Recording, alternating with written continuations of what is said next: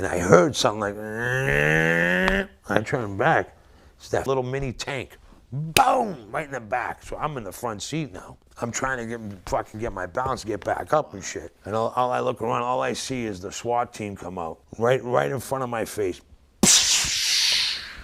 with the rifle of the AR-15. And then it's like glass here and then it's one flash bomb. Boom! I freak out, dude. This has never happened to me before, so I'm fucking jumping. I'm trying to, you know what I mean, get the fuck out of there. And my friend was telling me, Elvis, stop, man, stop moving. They're gonna kill you. And then, because I wasn't moving, I kept moving. I didn't stop. They hit us with another flash bomb, and that's when I was just like, wow.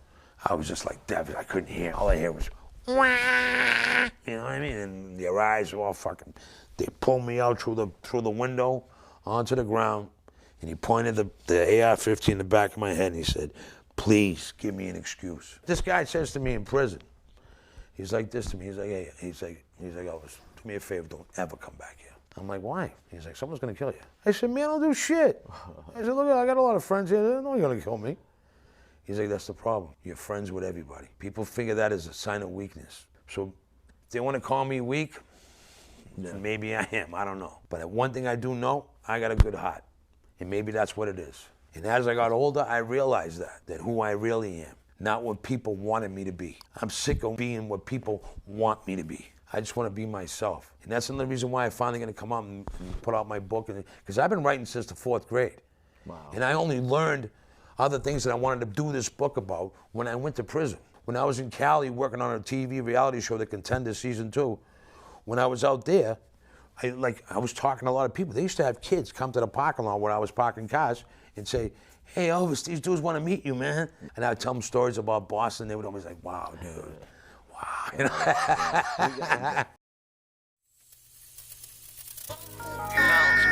Ain't got a moment. When they see you down, there's no they love it. Hey everybody, welcome to the Bounce Back Podcast. I'm your host, the B. Luke. I got a special guest with me today. We got a homeboy in the house, East Cambridge, man, but he could tell it better than me. So why don't you tell the people your name, where you're from, and a little bit about yourself. My name is Elvis Raposo. I'm from East Cambridge. Grew up around the neighborhood. Born on Windsor Street, corner of Windsor and Hampshire, across the street from the Windsor Tap. I lived there for a while. Before I started school, my parents moved to Somerville. I started school at a little school called Pope School, who then turned into the boys club. And I think now it's like condominiums or some shit, you know what I mean? Went there, went to Lincoln Park for a little while, went to East Somerville for a little while, and then I went back to Cambridge, Fletcher School, which is a good school. I like that school. Absolutely. You know? Cambridge, Somerville. That's when I started getting arrested. First time I got arrested, I was 10 years old, 1983. A couple years before I was born. So I'll just talk about like moving to Somerville, right? I mean, Cambridge, East Cambridge, but I mean, Cambridge borders Somerville all the way from east to north. And that's so, the part that I'm from, is right on the border, you know that. So, the bottom end of Elm Street, where the junkyard's up. That's where I grew up, down in that area. Columbia, Elm Street area. Yep, I know exactly what you're talking about, man. That was pretty much that was pretty much our territory. I mean, it has such a dope look, the junkyard look. Yeah. It's definitely a neighborhood look. Yeah, absolutely. You're right on the Somerville border too. When I lived in Somerville on Linden Street, in front of the new fire station, where the Pizza Palace was, some guy that I used to know, Nick, used to own it. A friend of mine, James, used to work there. Across the street was a little soda place. I love this place. That's why I wanted to talk about it. There's this little, I think it was called Donito's, right? Okay. That's what I used to call it. I was a little kid though, so you know what I mean? But they had 3 pieces of candy for a penny. Oh yeah. For a penny, dude. 3 pieces of candy, and you can get like real floats and all kinds of shit. And he had he had a nephew that was real cool. This kid Dominic, I believe his name was. It was a good family. Like I used to enjoy going over there, you know. And that neighborhood was real cool. But you know, this is what what I want to talk about in my book is, you know, I wrote a book, you know, and the book's about Cambridge and Somerville because it says it's, you know what I mean. It's once upon a time the Twin Cities, which Twin City Plaza came out. That was a big thing for like my neighborhood because they used to call it the Twin Cities. You know, Cambridge and Somerville when I was a kid. And that area was like all box cars and all kinds of. We used to play there. You know what I mean? Build forts. And there'd be kids from the other side from Charlestown, kids from Somerville, kids from Cambridge, and it was all like an area. Sometimes it'd be fights, sometimes, people be all right. I had friends that wanted to fight friends, all the time and all this shit. And I didn't like being around it. I remember one time a bunch of kids from Cambridge went down to Lincoln Park. I knew those kids, and I was the one that they started with. But I didn't even care, you know what I mean? He didn't do nothing, he just talk. Yeah. So I was like, plus I knew the kids down there. I didn't want, you know what I mean? So I didn't even go with it when they did it. But the kids went down there and oof. People have arguments about stupid things. So when you get older, then you see them, you're like, damn, over something stupid. I didn't talk to this kid and I hated him for all their life, So many kids. There was a kid, when I got busted, I was in Nashua Street for 158 days, which everybody complains about, but I mean, it really ain't that bad. It's hard. I mean, you get comfortable. Everybody was there at the time, too. They had the kid that, the Craigslist killer was there, Craigslist killer. The other kid there that killed his wife because she was sleeping around with Godsmack and a bunch of other dudes from Haverhill or whatever.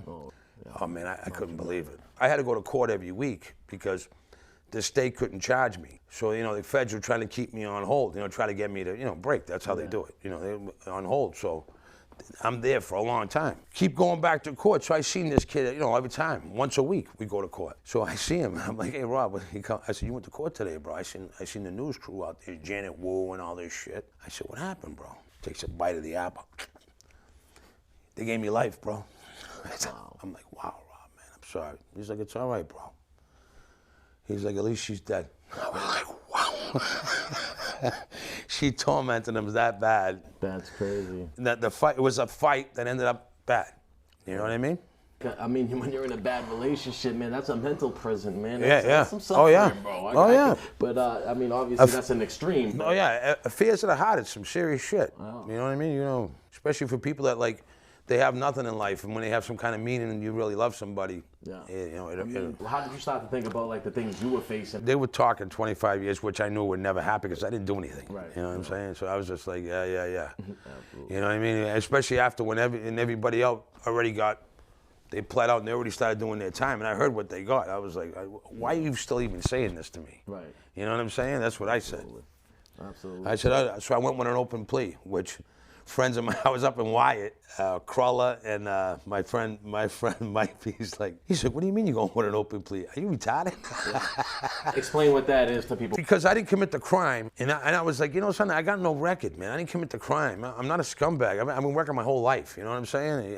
I had 2 jobs, I was like, I'm gonna take my chances, and my lawyer's like, oh no, and that's another thing.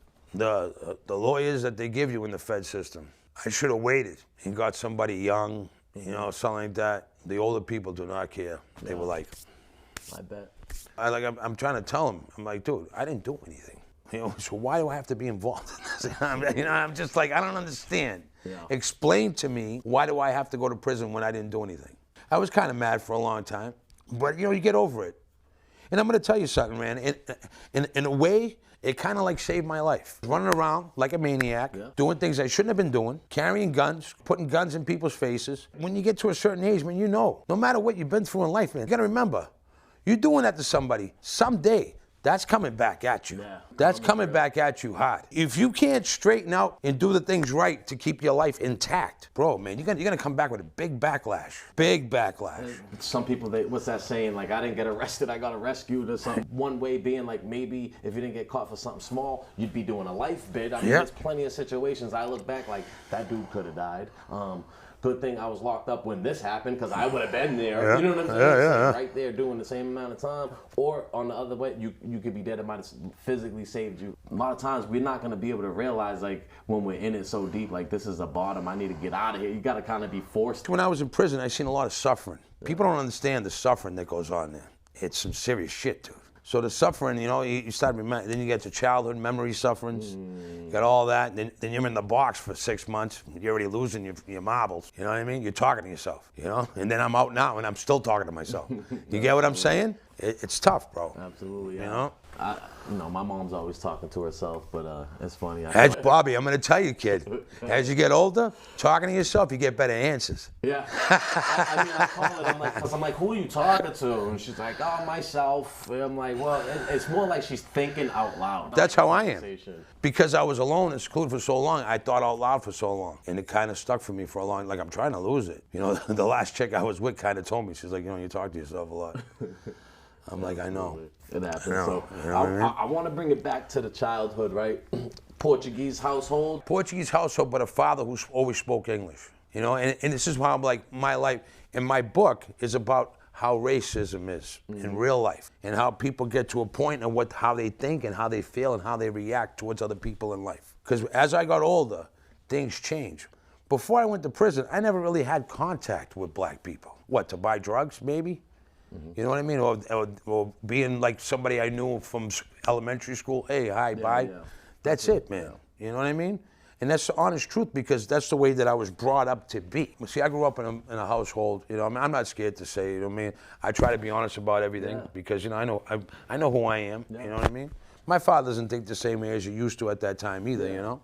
But when I was a kid, I grew up. On the coffee table, they had the American flag, and on the sides, they had the rebel flag and the Portuguese flag. My father was always into that. He had the rebel flag on his car, so a lot of people didn't like my father. Right. You know what I'm saying? The Confederate flag, right? Confederate flag, yeah. Yeah, not the rebel flag, that's right. The rebel flag's red. This is what my father told me. I asked him, I said, why'd you move to Somerville from Cambridge? My father's telling me, you know, he's like, we moved so you went to school, you wouldn't have to go to school with black kids. And that's what I wanted to tell you about. I never went to school with any black kids till I went back to Cambridge. It was like, you know, a whole different world for me. And at the time when I was a kid, Somerville was Irish for real. It was Irish for real. You know, they had Italians and Portuguese people around, but it was a prominent Irish area. A lot of people around there, they thought a little different. You know what I'm saying? As everybody did. We moved back to Cambridge, and I haven't really been around any black kids. And I made friends with a Jamaican kid. Me and him became good friends, you know what I mean? My father didn't like it. First time I brought him home, my father punched me out right in front of him. Did you ever question it, or did you just like, you know, the dad says the rules, so I'm just... Oh, man, back in those days, man, my old man had two belts. One was just a regular leather belt, and he had one that had these metal H's on it. When he had the metal H belt on, you don't say goddamn word. You don't ask why, you just... Yeah, you know what I'm saying? You didn't say a word. Damn. Yeah, that's how it kind of was back, but it wasn't just my household. No, I mean... We're talking throughout that European community. I get it. That's the way they grew up, you know what I mean? Like, generationally, it changes over time, too. You know what I mean? I feel like we were kind of one of the first generations to kind of try to tell our parents, like, yo, that's not really cool. You know, you can't do that. I don't know, but... My book has something to do with all this, so, you know what I mean? Okay. And it's mostly about racism. And how, like, the younger generation, everybody just wants to brand you that way. It's just what we don't know. And that's the truth. We don't know. Just like I was going to say, when we moved back to Fletcher School, I became friends with this kid. My father didn't want me hanging around with him, but I did it anyways. Yeah. I tell my mother I'm sleeping over someone else. I used to sleep over this kid's house, his sister's house. Yeah. You know, they were nice to me. They were good to me. Yeah. You know what I mean? It is what it is, you know? His friends didn't like the fact that, you know, I was white, you know, and stuff. And he never wanted to say it. He tried to be nice. I mean, that's the thing. I think a lot of people think that it's a one-way street with racism. No. It's really not. It's just like... You ever been in prison? Yeah. I don't hold that against anybody. You know what I mean? What? You know, it's just about the racism thing. Because people embed things in your head when you're a kid. Yeah, it's completely just like what you don't know. Mm-hmm. You understand? And I remember when I started really understanding things was in the 4th grade. I had this teacher at the Fletcher School, Mrs. Williams. She was a nice lady, big tall woman. She put on the record of Martin Luther King, and we listened to it. Man, that thing went right through me. When I listened to that, it was like, wow, man. You know, and you hear things, and it was like, not everybody wants to kill each other. Right. That's what people don't understand.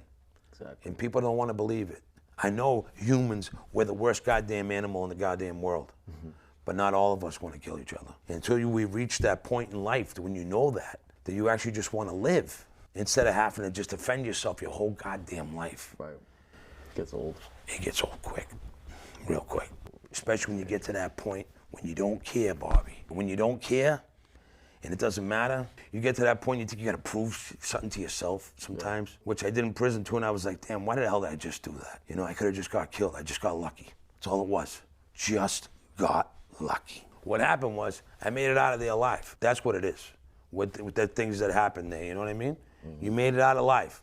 Good for you. Yeah. I guess talk a little bit about growing up in a Portuguese household, right? My mom's family originally were Italians. Okay. Who migrated to the Azores. Okay. And then became Azorean. Wow. You know what I mean? So my mother would cook like half and half. Like she'd do some Italian stuff and she would say it was Portuguese. But I was like, "Ma, this is not Portuguese." You know, but she would say it was, and I'd be like, "Yeah." My mom when I was a kid, oh man, I loved my mom to death, man. She was everything to me. You know, man. But as I got older, you know, maybe, you know, I changed, she changed, things, you know what I mean? Things happen. You know, I love my mom to death, you know what I mean? I don't think she loves me that much anymore. I'm just being honest, you know, but I love her to death. You know, I got nothing to say about it. But my father and me, we never got along, ever. And it was tough growing with him because, you know, he was tough. He had a tough older brother, you know, known to be. And the father was a kind of a famous guy on the island. You know, so he was kind of spoiled rotten kid when he was young. Gotcha. So he's kind of like, you know, but he was like pretty active. You know, he liked to, unfortunately for my mom, he liked to, you know, fool around and stuff with women. And now my parents ain't together. It's, you know, it's tough for that, which is in their community, like. Yeah. Just kind of paint the picture. What age are you at this point when, you know, they split up or whatever happened? Just happened when I came out of prison. Okay. Wow. My mother's like this. So late. Tell me, you got to have your father, move your father out of my house. I'm like, I just come out of prison. I'm like, me? I got an older brother, a younger brother, you know what I mean? And I've just come out of prison, so I got to look like the bad guy. Like, they're never afraid to make me look like the bad guy. Hey, man, just let him do it, you know what I mean? Gotcha. Which I don't care, man. That's what it is. I'm always interested in hearing about like East Cambridge a little bit before my time, right? Talk about the neighborhood. Let's talk about something that I'm really interested in. Go ahead. Because I you know, I don't know if people know, but I used to breed pit bulls. Yeah. And your old man was like the first guy that ever came around with the pit bulls, your Uncle Bobby, and all that. Yeah, and then he sold it to some other kid and started coming around the neighborhood. Then I think my cousin Paul and Victor and Mario had one too from your father. Okay. Yeah. Zeppelin or something like that, or Zeppelina.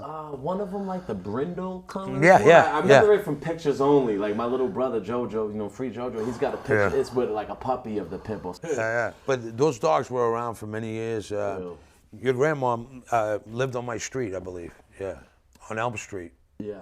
I think that's the street that I was kind of like, that's where I lived, but I didn't hang around there as I got older. Yeah. This is what we wanted to talk about. I hanged on the other side of the tracks. When we were kids like in the late 70s, early 80s, there was a little store who used to sell the t-shirts. They said East Cambridge starts from the tracks. Yeah. I'm gonna admit, they were crazier over there. You passed that line, it was a different culture. You know what I mean? You even had like Portuguese from the old country that were acting crazy. Yeah, everywhere when they weren't on the other side. Yeah. So, you know, that's where I like to go. And plus, that's where a lot of my friends lived. Being from that neighborhood, there was a big, strong connection. Like, people from that neighborhood, like, even if I didn't like you when we were kids, and I seen you at a nightclub or something, and you needed my help, I'd help you. Even though I knew you hated me. You're from the neighborhood, dude. You know, and I kind of like that with the 038 and the feds. Some of the white boys don't like it. I've been in prison where they said that Boston kids were end lovers. Yeah. You know what I mean? And I got into a little argument, but you know, it is what it is. But then on the other side of that, they'll call Boston one of the most racist places. Yep. Too. So yeah, I mean, you get both sides of that. You get both sides of that. You get both sides of it. You know, and I've been in prison where people said that to me, that I was racist because I'm from Boston. Yeah. I start laughing. Can't have it both ways. Yeah. Yeah. Portuguese culture is pretty cool, though. They have like, you know, that whole neighborhood used to be half Portuguese and Italian and Irish. I just remember, so Warren Street. Yeah. I remember that's kind of some of my earlier memories is having, I think we had an Italian club right there, Porter, Warren. Yeah. The Portuguese around the corner, and then bakeries, and then the Polish club right down the street, and it's like, that's the neighborhood right there. Yeah, Portuguese. You don't know about the Civic League in Somerville, Inman Square, that side street? That's Portuguese and Irish, it says right on the sign. Oh, okay, yeah. That's another thing. If you're from Cambridge and Somerville, I mean, if you don't know this, there's a big bond between the Irish and the Portuguese. Yeah. You'll always see an Irish girl married to a Portuguese guy, or vice versa. Like, that's true. Yeah, very common, because that's the way we grew up. Like, I mean, I'm not gonna lie. Well, not always married, but you know, maybe they have kids. You know, baby. My favorite chick is kind of like Irish chick or Asian. But you know what I'm saying? Like I like girls with red hair. You know what I mean? Absolutely. Pale skin. So, I mean, talk a little bit about, like, what kind of things you were doing in the neighborhood, like, after school, like, what kind of things were going on? This is obviously pre-social media and all that stuff. I heard a couple stories about Budweiser trucks or something like that. Oh, yeah. That's when you're a teenager. But you want to hear a real good, when we were kids, there used to be a junkyard, now where they have the new T station in Union Square. You know where that is? Yeah, yep. Down there was a junkyard weighing station and something, scrap metal. All the radiators. Exactly. The guy sold the old radiators. You remember that? They used to have tires there, old truck tires they used to try to throw away and shit. We used to go on top of that hill because at that time that bridge was closed. It had a barricade in the bottom. And it was closed for years. I don't know why, but it was. We used to go on the top of that hill with that tire, go inside the tire and roll down that hill. Oh my God. I mean, you look at it now, you're like, wow, I was retarded again. Straight up. Definitely. Coming down the hill on that thing. It was only one time was my older brother. He was in it, and it bounced right over the barrier, went on the other side, and the cops got involved and shit. Absolutely. And back in the old days, though, cops weren't bad. Because if you were young and they didn't want to do the paperwork, they'd smack you around a little bit and throw you behind Bradley's. Remember Bradley's? Yeah. Some of them we got caught doing graffiti back there. Yeah. But like, you know what? We didn't get charged. They made, you know, they talked to the store. They had us paint over it, shit like that. You know what I mean? So I love that area. Yeah. And that was like my area. The train tracks was the spot. We used to build forts down there. And when we got older, we got dirt bikes. We used to ride the big landfelds back there and all kinds of shit. You know how the kids now ride on the dirt bikes on the street, all of them together?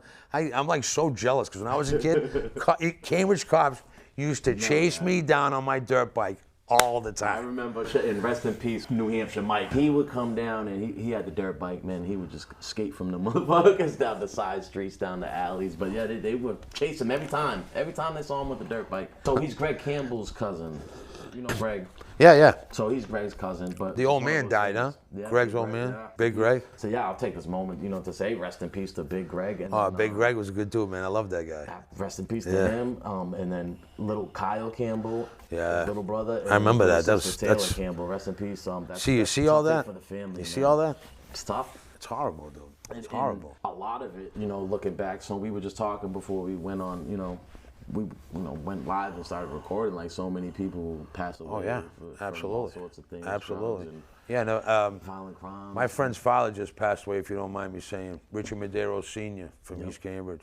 I love you, Rich. He was a good guy. You know, sad. And I feel like he died of a broken heart. He died, you know, missing his wife, and then his son died, you know, before him. Yeah. So that's who you sent me the picture. I remember his son from when I was little back in the day. Some sad shit, though. He worked for the city yard. God, got everybody in there. He was a good dude, you know. Yeah. I mean, you had said you you moved back to Cambridge. You got arrested at 10. What does a 10-year-old get arrested for? But go ahead. Breaking into the school, Fletcher School, trying to steal the Apple computer. Because I was in the office. I was always in the office. I heard them talking, you know, how much it would cost. And I was like, God, you know, growing up very poor, never had none. I was always kind of wanting things and didn't have it, you know, just the way it was. Yeah. My parents would never take outside assistance from the government. They just worked. Very prideful, right? My mother worked like a dog in this country, like a dog. She did. She worked very hard, and it was sad that, you know what I mean, that she ended up with nothing in her life. It hurts, you know. It does, you know. And my father's a little different, but I mean, we're different animals. I understand my father now more than I ever did in my life. Because I've been through life. When I was a kid, I hated him, but now, you know, I love him. I miss him. You know what I mean? He's in the hospital right now. I know, and it's sad. So, what happens with you got caught stealing the computer? Yeah. So, what's your dad say about that, man? Man, I got arrested for the computer. They didn't. We were so young, all of us. They didn't even bring us to the station. They were calling our house, but my parents were both at work. My mother worked 2 jobs, and my father worked, you know, a long shift at TRW in East Cambridge, you know, on Benning Street, you know, right there. Oh, that whole area is way different. Yeah, They're redoing it, but it used to be like a kind of. It's like condos now or some shit. Yeah. So it was like TRW down there. So, and my mother worked for New Balance. So they were all, neighborhood people, but they were always at work. Yeah. So we were always free. My older brother liked to stay home. You put Atari in front of him, he was happy. No. Me, I was never that. You know what I mean? So I always wanted something more. I'm not gonna lie. I want it all. Yeah. So I guess how do you get caught? Did you get caught like actually in the building? What happened was on the top floor where the library was, where it was. As soon as we grabbed the door, the alarm went off. Yeah, it was going off crazy. I didn't give a shit. I still went in. And we could barely get in there because they had chains on the door. But my cousin Paul was thinner than me. He got in through first and held it for me. And we were running out there with the computer, and the cops were coming down the stairs, and the cop said, "Freeze." I don't even remember if he was holding the gun, but I threw the monitor right at him. You ever see the old Apple monitor? Yeah. It's like a brick. TV, the old TV. Yeah. It didn't make it anywhere close to him because it was so heavy. But it came down on the ground. He was like, "You little." That's crazy, man. Yeah. The things we do. Well, thinking about it now, though, it's like I was 10 years old. I planned that all out. I freaking left the window, had somebody leave the window open, went back. I said, "That's horrible." Right. That is so horrible, man, to think about it. I mean, the attention was, but it's like you got to think about like your brain working like that, though. It's almost like critical thinking in a sense, you know what I mean? And planning ahead, you know what I mean? It's kind of like that, but the intent, I'm sure. That's what they used to say to me in school. They say all the time, "Elvis, you're too smart for your own good." Yeah. I did excellent in school. I was always an honor roll student. Never really did good with not getting in trouble. Always had behavioral issues, but I come from behavioral issues home, so so that's how that comes. You know how that is. So when you grow up European, they have a different life set. The culture clash is so big from American. You're going to school, they're telling you something. You're going home, your parents are telling you something different. A total different ballgame. And they're at a place in their life when they work so hard, they really didn't have the time to be chasing you for everything. They talk about this whole immigration thing today, I feel bad for a lot of people, but my parents paid everything they had in their life to get to this country. Yeah. Came here poor as a bastard. My father, who comes from a well family over there, my father's father was a journalist for the biggest newspaper, friends with John Wayne, you know what I'm saying? He's got relatives the relatives are connected to Tom Hanks's mom. You know what I'm saying? They got some serious connections, my father's family. He comes from a good his uncle was the warden of the prison for 30 years. In Portugal? Yeah, in the Azores, in St. Michael. And when I'm in I was on St. Michael with my cousin on tour. It was like a whole different. That's the whole thing. When I got back from there, I was so used to having a gun all the time in my hand. In Portugal, I can carry, this and that. If I want, I can have dual citizenship, Yeah, that's good. Yeah, so it's like, and plus I did security there for my cousin, who was famous over there. Yeah, Sandro G. So when we were on tour, I went on tour with him twice. I got to carry a gun. I got to run rapid. Me and Kevin Torres, Hex. That's my boy. Hex Master, my boy. We had such a good time. Me and Kevin, we got all drunk. We were on the street. We were playing around with a BB gun, shot some dude in the ass. Oh my God. Kevin's nuts. But I mean, even there's still strong racism because we had a guy from the record company, this black dude. We were in the nightclub there, and people have always accused me of being racist, and I laugh about it because I'm really not. You know what I mean? It matters who you are and how you come at me. If you call me names, I'm going to call you names. That's how that works. It's stupid, It's little kid shit. You know what I mean? When you get older, people will learn that. Yeah. That's little kid shit. Exactly. You know what I mean? It really is. Exactly. If you can't talk to each other and come to a certain ground, to some kind of level ground to communicate with each other, you know what I mean? Yeah. Stay away from people. Exactly. Stay away from people. You know you can't do it. Stay secluded, dude. It's true. Yeah. If you don't, you're gonna run into walls everywhere. Yeah, you have a tough time. This guy says to me in prison, he's like this to me. He's like, hey, he's like, Elvis, do me a favor, don't ever come back here. I'm like, why? He's like, someone's gonna kill you. I said, man, I don't do shit. I said, look, I got a lot of friends here. They're not gonna kill me. He's like, that's the problem. You're friends with everybody. People figure that as a sign of weakness. So if they want to call me weak, maybe I am. I don't know. But one thing I do know, I got a good heart. And maybe that's what it is. And as I got older, I realized that who I really am. not what people wanted me to be. I'm sick of being what people want me to be. I just want to be myself. And that's another reason why I'm finally going to come out and put out my book. Because I've been writing since the 4th grade. Wow. And I only learned other things that I wanted to do this book about when I went to prison. When I was in Cali working on a TV reality show, The Contender Season 2, when I was out there, I was talking to a lot of people. They used to have kids come to the parking lot where I was parking cars and say, "Hey Elvis, these dudes want to meet you, man." And I would tell them stories about Boston. They would always like, "Wow, dude. Wow." You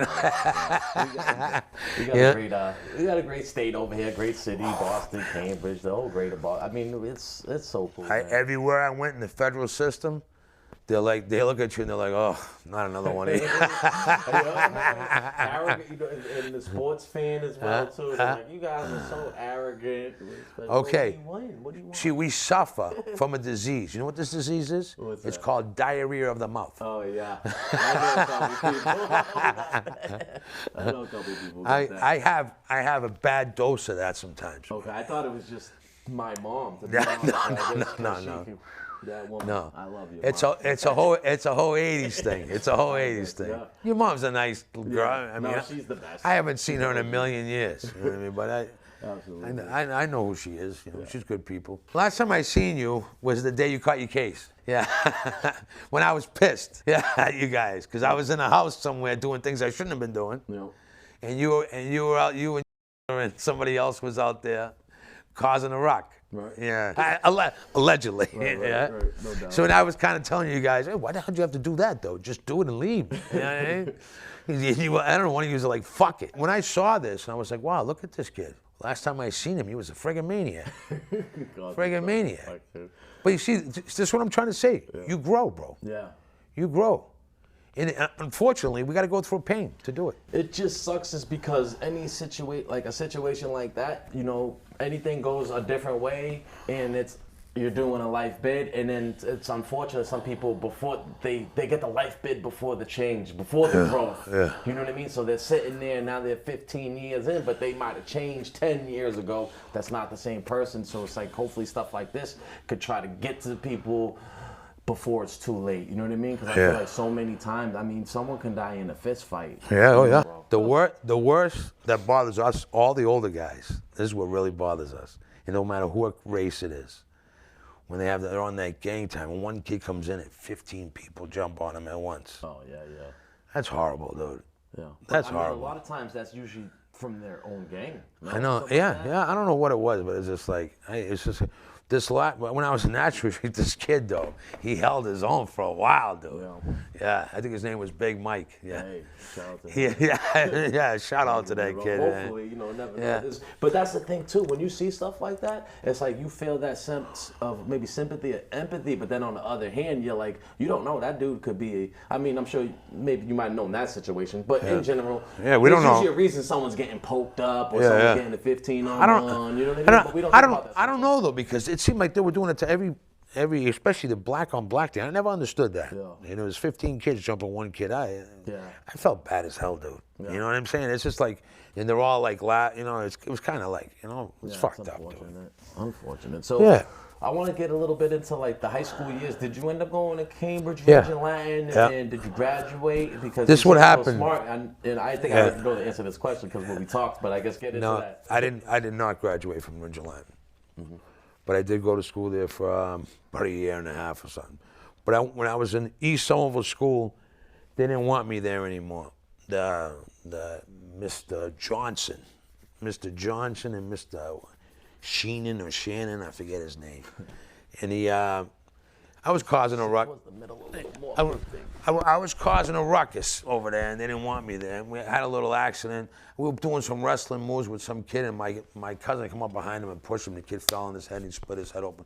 My guess was the kid's family probably sued the school, and they were very upset, even though it was an accident. But I went on vacation for a little while from the school, and they pretty much didn't want me back there. But I did so good in there on the 4th grade. When we moved back to Cambridge, they asked my father that I scored high enough that they wanted to put me in the 5th grade over there in Cambridge. 1 year ahead, but my older brother was already in the 5th grade. Wow. So I was like, God damn it, he should have done that for me. Yeah. But See, the thing with Portuguese people are so proud. About the same thing. My brother is from Portugal, my older brother, so they kind of like held him in a different, like I was an outcast. I'm from America. Right. Yeah, I got a younger brother now that's from America too, but at that time, my first 10 years of my life, I was known to be the American. You know what I mean? The American. Yeah. It was like branded on my forehead. No doubt. Yeah. And I want to talk about this because it's something towards my. I'm probably going to mention this in another book I'm writing. I actually have this. I've been writing for a long time. It was used to be about my life, so I got that one on hold. But when I learned some new stuff in life and remembered some stuff, I just kept bringing it up and building and building and building. Now I have some. Now I got like a little series that I can do. You know what I mean? Which is, you know what I mean? It's sort of all mixed in. Total, you'll understand it better, especially if you're from around here. Right. You'll communicate. It's tough being an American kid and having a foreign family. Right. People can say whatever they want to say. My parents never liked Americans. Right. I mean, let's be honest, a lot of immigrants don't. Yeah, they don't. They don't. It's the way it is. They don't. I mean, my parents, even my father, who was infatuated with rock and roll and the movies and shit like that. My name is Elvis. Right. And his family's very musician. My cousin, he got signed to Universal Records. He's a singer. So I got other people in the family. They got a lot of things going on. My father never wanted to try anything. My father comes from that kind of I believe he was so spoiled that he thought it was just going to be do whatever he wanted. And, you know what I mean? Because he never really wanted to try, but he could have too. Right. He was pretty smart. He did a couple of courses at MIT. Oh, nice. Yeah, he was an educated man. He went to school in Lisbon, in the mainland. You know what I mean? So he was pretty educated for that island. Okay. You know what I mean? Gotcha. So when you come to America, it's a whole different ball game, though. Yeah. So let's talk about that. I get to the Azores first time I see it. I was like, what the fuck? This place is like Hawaii. Why the fuck? Right. I was like, wow. Dude. I understand it, Yeah. At the time, they're not poor anymore over there. That's a lie. They're not poor over there. It's a real nice place. Real nice place. The people, a little mean, but I guess we are too. Yeah. Like we don't notice because we're so used to it. Especially us, Massachusetts Bostonians or whatever. Massholes. Yeah, massholes. People say we're mean, but I'm like, we're not mean. We're just a little aggressive. We're very aggressive. The way we talk. I mean, I've had women. And that's the thing too. That right there. Yeah. That's what you guys talk with your hands. Yeah. I talk with my hands big time. Everybody's always telling me that. People get nervous of that. They think like a swing on them or something like that. I noticed that just watching me. Like, you guys talk with your hands a lot. The cops don't like it. Not at all. Nah. Well, all right, so we moved back to Cambridge. I started going to Fletcher School. I had a fallout with Howie's friends, so we weren't really friends anymore. He kind of had his group, I had mine. Well, back in those days, people used to consider my school, I mean, I bet not everybody used to consider that way, and I don't like to lie about anything, so I'm going to tell the truth. My friends from East Cambridge used to call my school the black school. I went to the black school. I mean, you probably even heard that when you were a kid. The Fletcher School was known to be a black school. I went to Kennedy, so yeah, that's what I mean. Kennedy was known to be massively European. Right. Yeah. Irish, Portuguese, Italian dominated that. I think school. It's the only school, if you want to count the East Cambridge starts at the tracks, right? I think it was the only elementary school in East Cambridge. No, Gore School. Well, I think, but that closed down. That might have been before my time. Yeah, I think that closed down, but that was only, then it became, I believe, like the day, probably where the teen center. They used to, so that was a teen center when I was growing up. That's crazy. So they call Fletcher the black school. My friends used to pick on me, say that. The kids from East Cambridge, like kids from Sunday school. I don't know if you went to Sunday school at Harrington School. I forget. I was young. I remember. I had the pictures. I got my first communion, so I definitely went.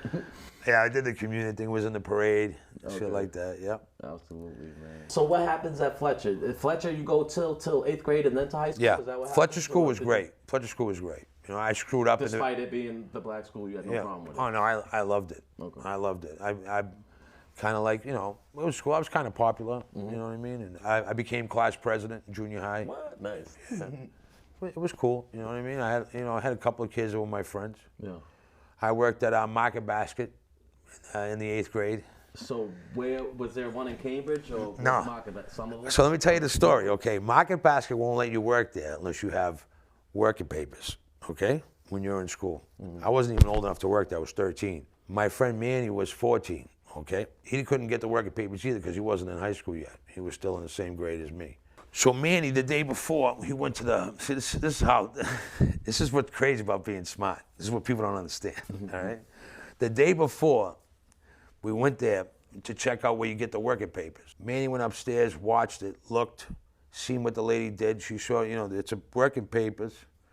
He seen the lady's name, you know what I mean? He remembered everything. And the stamp. There's a stamp that they put, like a seal, you know, like a notary seal thing, okay?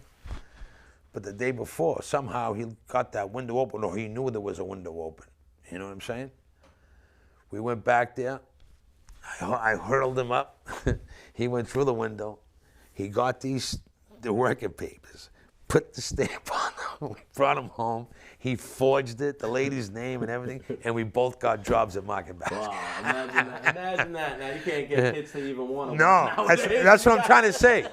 We were so poor, we didn't want to get in trouble. You know what I mean? I already got in trouble, you know, and people were already on me. You know, I was already smoking pot. You know, a lot of people, like when I was a kid, if you smoked pot, you're a drug addict. So from the parents or or just your friends?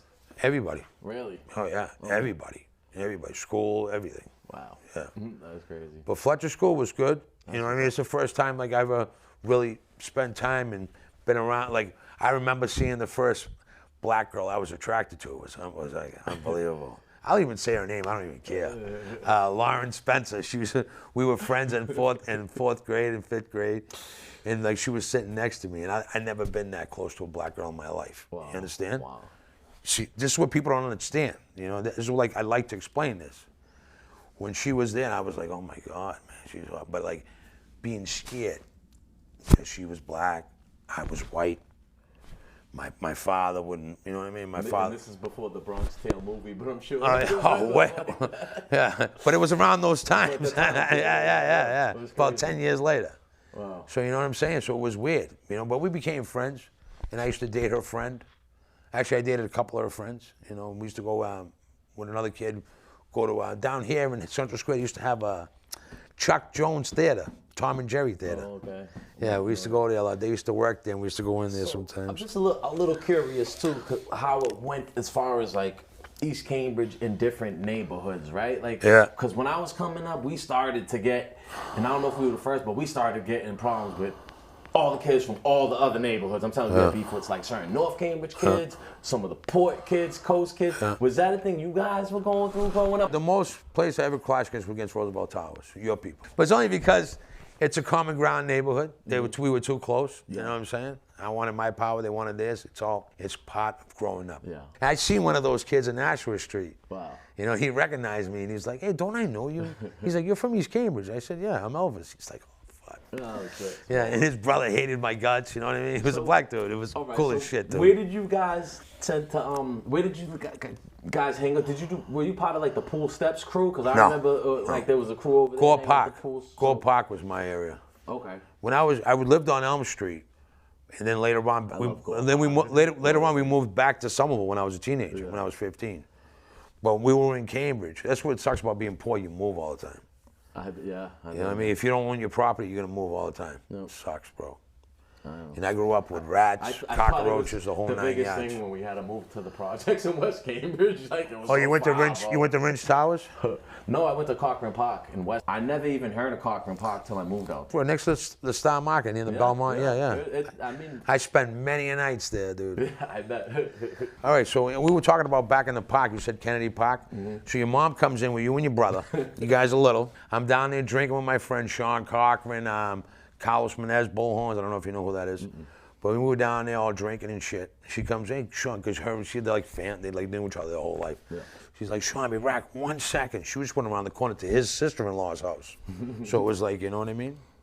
So we kind of got stuck with you two. Those neighborhood days, man, that's different now, man. You wouldn't even see somebody daring to leave their kid.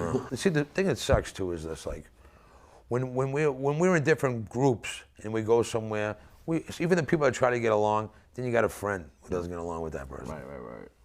Doesn't get along with this. Right. You know, and then you got people like your friends who get me in trouble. I'll never forget this. We're at Tufts University filming a video for my cousin. All right. And we got all the East Cambridge younger generation with us, which is the crew that you most hang around. The Campbells were there, and I think the Reardons and McQueenie and them. So we're down there, we're partying and stuff. McQueenie goes like this to me. Elvis, come on, take a walk with me, I need you. I said, all right. So we walk into a crowd. The guy goes, hey, you looking for somebody? He's like, yeah, I'm looking for you. Creamed them. That's how it always is. Creamed them. And then, listen, dude, I had like 20 dudes on me. I'm falling down. Dave White's trying to get me out of there. You know Davey? Yeah. Dave White's trying to get me out of there. We're all stuck in there. I think Frankie Bocci was there, I believe. And there was a lot of us there. There was a lot of people there. Yeah. And we get out of there. And we're all friggin' beat up and everything. We have fighting all kinds of people. I fell down. People were kicking me and everything. But I busted out of it. You know what I mean? Which just like that adrenaline. Yeah. I get up on my own. I tried throwing people around. It was all right. Then the cops came, made sure he's like this to us. Everybody with a leather jacket, get the fuck out of here. We had to leave. Wow. They were like, where you guys from? They thought we were from Charlestown. We were like, no, we're from East Cambridge. They're like, oh, yeah, fuck out of here. That's crazy. We're down Tufts University. But we had good times. Going from Fletcher School to the high school, which, man, that high school was a nice high school. Ridgeland, man, it was real nice. Absolutely. I screwed that up. So was this the Patrick Ewing era? Where were you? Patrick Ewing graduated in 85, I believe. Okay. I started in 87. Okay. All right. I went to school. Ben Affleck was going to school there. Hey, Ben, if you're watching, I need to talk to you, buddy. Hey, shout out to Ben. Yeah.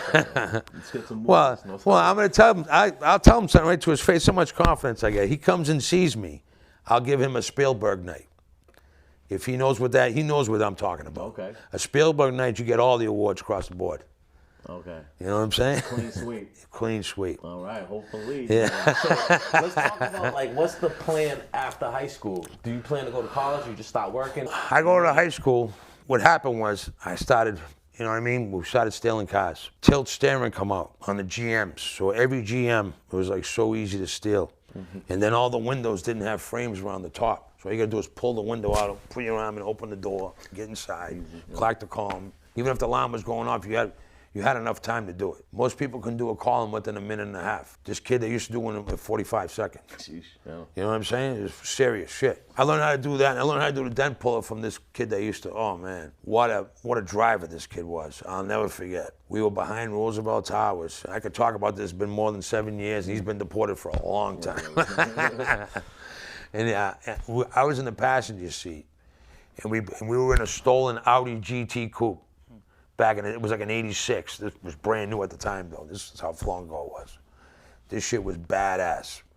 We buy 2 joints, and this is how expensive it was, $10. You can get better than that now in the dispensary, but you know what I'm saying? Yeah. Back in the 80s, weed was expensive, and then even in the 90s, when the Bush father was in charge, forget about it. Big money. It wasn't even that great a weed. No, they were paying $280 an ounce. This is serious shit, you know what I mean?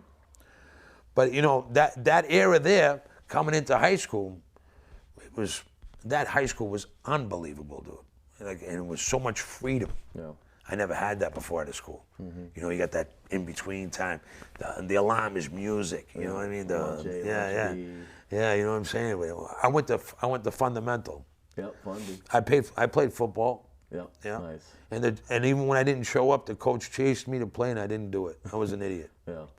Because I started stealing cars, driving around with cars. Then you meet girls. Yeah. Then you start hooking up with older girls. You think you're the man. Right, you know what I mean? Oh, I got a car. You know what I'm saying? So we used to park the cars everywhere. So this is what happened. Freshman year, I go outside to get my stolen car. I'm about to get in and leave. It's about 10 o'clock in the morning. I just checked in the homeroom. And I go out to the side street. I get in the car. Did you go to Ringe? Yeah. Did you know Mr. Downing? See, I got kicked out after a couple years, so I don't. Mr. Downey's like a guidance counselor, I believe. Remember they used to give you guidance counselors? Yep. All right, so this guidance counselor, Mr. Downey, he was getting out of a car when I was getting in the car. And he was like, how you doing, driving? You're 14 years old. It's a stolen car, too. But I had the keys to this one, you know what I mean? It was actually, I think a driver's teacher's car. It had a brake on the other side, too. I used to stop that brake when my friend was driving. Mr. Timmons' fucking car, whatever. No. I used to like Mr. Timmons. But yeah, health and safety, Mr. Timmons. But he caught me, called up the old man, and that's when it all started with the courts and shit. Like they were always watching me.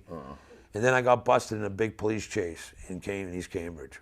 I was about 15. What happened was I was a passenger in a car. At the time I had a broken leg with a cast on my leg too, so my father was really pissed. Even with a broken leg, you're getting arrested. You know what I mean? He was really mad at me. That's crazy. So I'm in my friend's car. He got a cracked windshield. We go by this cop. The cop sees it, whips around, puts the blueies on. He don't stop.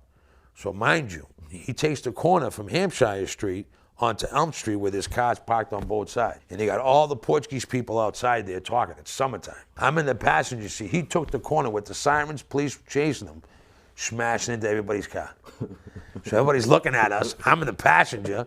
The lady who's like part of my family's out there. Oh my God. You know what I mean? Everybody sees me. I'm trying to duck. We're going around. From all the way from there, we ended up crashing, being chased, cutting up one-ways, down side streets, all the way up to Museum of Science. Damn. And this is before the Galleria Mall was up. Okay. But they were starting to build it. They had the marina, and then they had some like construction going on. Yeah. So the kid I was with was able to escape. What happened was we were coming down the hill with the cops chasing us, and then to stop, he crashed in between two cars. But we couldn't open our doors. But you can jump on the hood and get out. Oh, shit. I couldn't get out on my side. I had to crawl over with a broken leg, crawl over there. He just took out and ran, left me there. Fucked up. Nobody left behind. Yeah. For that. I got something to say about stuff like that, too. So, I mean, I guess kind of walk me through what eventually happens to you getting in trouble and then you end up having to do time, right? Like, what leads up to that? What leads up to that is, like, always trying to make it, without really putting in your time. Mm-hmm. You know that, right? Yeah. We want that jump start. Yep. We don't want to wait. Yep. We want instant gratification, which is the way we grew up, especially around here in Boston. Mm-hmm. We want everything quick. Yep. You know what I mean? We really do. Yeah. People could say whatever you want to say. Around here, we're with quickness. Right. It's like J.G. Wentworth. It's my money. I need it now. Yeah, exactly. You know what I'm saying? So it's like, and that's the failure of the breakdown is. Yeah. We jumped too far. And people used to always tell me when I was a kid, especially older people, used to be like, hey, Elvis, slow down, don't grow up so fast. Because I always hung around with older people, with like a 6 to 8 year difference. Yeah. So when I was 10, I was hanging out with kids that were 16, 17, you know what I mean? Yeah. So I mean, I was around the way. Like my friends drove when I was 10, 11 years old. And I learned how to steal cars at a young age, very young age. I learned how to drive when I was like probably 7, 8 years old. I remember lighting my first cigarette, bro. I'll never forget this. My father was sleeping. He used to work late shift. And in the morning, my brother and sister was at school, and I wasn't in school yet. I was 4 years old. And my father had, I think it was Salem's at the time. Salem's, Newports. And I pulled one out, and I couldn't find a lighter anywhere. I went down to the basement and lit it off the furnace and smoked it. Wow. Yeah. That's crazy. But this is why things happen. It's like lack of supervision. Yeah, absolutely. And it's not because some parents are just being like neglective. No, right. They just don't have the time, or they can't even be awake at the time to watch you. Yeah. And that's the honest truth. They got to work all the time. It's people come to this country, man. It's like that's why like a lot of people are angry, because a lot of people get a lot of people got a lot of things for free. Yeah. You know what I mean? That they had to really fight for. But then again, you got to look at it this way. You fought for it so they can get it. Right. Yeah, that makes sense. It's the truth, man. It's the truth. If every kind of every kind of country, any kind of religion, they all go through things like this all the time. It's just that America's a new country, so it's like, you know, to us it ain't, of course, you know, we're young. But the other people and, you know, historians, it's a new country. Yeah, absolutely. You know, it's very new. Especially comparing it to like places like Italy with Absolutely. Rome and Egypt with the pyramids. I mean, golly, And that's another clashing thing we got, because they think because we're a new country, we're not that smart as them and everything else, and it's tough. No. And here's a point I want to say this to people, all right? What did the cowboys do when they got in trouble? Okay. What did they do? I don't know. What did they do? Shoot it out? I don't No, know. they crossed the border into Mexico. Oh, to run. Yeah. Okay. So this was the problem. This is the problem that this is what the breakdown is for ICE and everything else. They know for a fact, because anybody who has half a brain knows this. Whoever was wanted in Mexico, as soon as those borders opened, they crossed in. Right. You know, I'm not saying everybody's bad, because I'm a son of an immigrant. I'm a son of an immigrant, you know, and I'm telling you this. The people, they saw a chance to come in, they did. And now everybody's going crazy. Yeah, but you can't make everybody go back. It's just like if they told you they're going to grant you motion, and then when you go to court, they throw it out.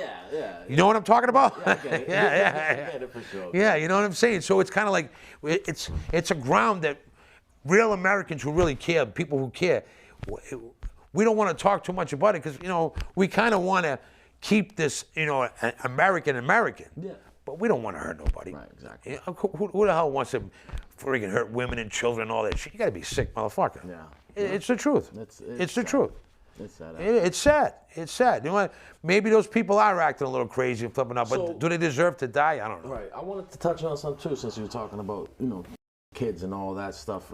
It makes me think of like my generation being 12 years old, the whole Jeff Curley situation, right? He was on my team. I'll put the pictures up. We were on the same little league team. I remember them handing out the flyers and like, hey, have you seen? I'm like, Mom, that's Jeff. That scumbag, piece of shit motherfucker Salvi, right? He was on the corner of the street with flyers showing, he stopped my friend and checked his trunk. This is how psychotic this guy was. You know, and then people feel bad, let him out. Come on, are you out of your goddamn mind? I want to act, you know, as a young kid, man, that was like, it was devastating for all of us to even have to think of like, yo, what happened to Jeff, and then the story of what happened, of what they did to him, and then afterwards. I didn't know none of that was going on. I was in Atlantic City at the time. Okay. All right, you know, I did a lot of traveling as a kid too. Mm-hmm. My childhood really young was kind of bad, but as I got on my own and made a lot, you know. Yeah.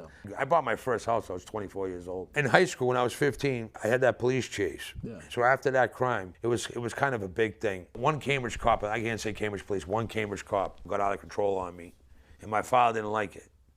So my father went back in the police station at Metropolitan Police in South Boston, because we got arrested by what do you call that? I got arrested. The other kid never got arrested. He never been charged for the crime, because I didn't say anything. Yep. So Museum of Science, we got busted there, crashing into the two cars. So now you have victims and everything else. So the cops were pissed. So of course they smacked me around. They beat the shit out of me with my own cane. Wow. That's what happened. And I had a broken leg. So my face was all busted up. My father was pissed. My father had to go all the way down to South Boston to go pick up his son, all beat up. But my father was like, even with a broken leg, you get arrested. I never forget that. That's crazy. Then he's like, what happened to you? He thought it was from the accident. Right. He's like, what'd you hit? You hit your head and against. I said, no. I said, the cop, he beat the shit out of me. So my father went back inside the Metropolitan. He's like, where's the cop that hit my son? He's like, hey, you know, it wasn't here. It was Cambridge who arrested him. He's like, so what's his name? And he didn't want to give the cop's name or nothing, but it was on the report.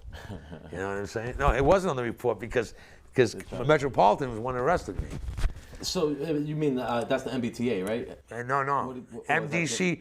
MDC. Okay. Yeah, Metropolitan. It was way before your time. Yeah. If you drank down the park, if you're like on Morrissey Boulevard, you're in those areas, they can arrest you. And because we were in that area right by where you got Galleria Mall now, and then in front of you got the Prison Point Bridge that goes to Charlestown. That's what it used to be called. You know, down here, they started opening up big hotels in Harvard Square, because at the time there really wasn't any. Mm-hmm. And they opened up this big kit on John F. Kennedy Boulevard, I believe it was. And they were having these big parties, and Clinton was when Clinton was president. And it was a long time ago, right? And they used to have all these kegs out there. We used to take a keg and go drink it down the park. And just go there and take it. Nobody even say anything. You know, it was, things we did. yeah, it had lines of cakes. I mean, we go up next to Budweiser, so. Let's talk about like actually getting arrested. Do you get arrested by the feds, or do you get arrested locally and then the feds pick it up? I guess. I got arrested by the United States Postal Inspector, Revere Police, Chelsea Police, Boston A1, and then the FBI and the state police SWAT team. Wow. Yeah. So is that like something they show up at your house with a warrant, or they talk about how they got? I was called to go somewhere, and I got in a vehicle, and guy that was driving set us up, drove around the block so many times, waited for the cops to approach the car and grab it, I guess, you know what I mean? It was so weird too, because we were at a light, they backed up a van, we were at a red light on School Street, in between Mission One Projects in Charlestown and behind the post office. I don't know if you know where that is. And we were right there, and then a van backs up on the top of the hood of the car. And I jump up, because like an idiot, I was gonna do something. You know what I mean? Because I didn't know who it was. Right. When I seen the doors open, and I heard something like, I turned back. It's that fucking little mini tank. Boom! Right in the back. So I'm in the front seat now. I'm trying to get my balance, get back up and shit. And all I look around, all I see is the SWAT team come out, right in front of my face, with the rifle of the AR-15. And then it's like glass here, and then it's one flash bomb, boom! I freak out, dude. This has never happened to me before, so I'm fucking jumping. I'm trying to, you know what I mean, get the fuck out of there. And my friend was telling me, Elvis, stop, man, stop moving. They're gonna kill you. And then, because I wasn't moving, I kept moving. I didn't stop.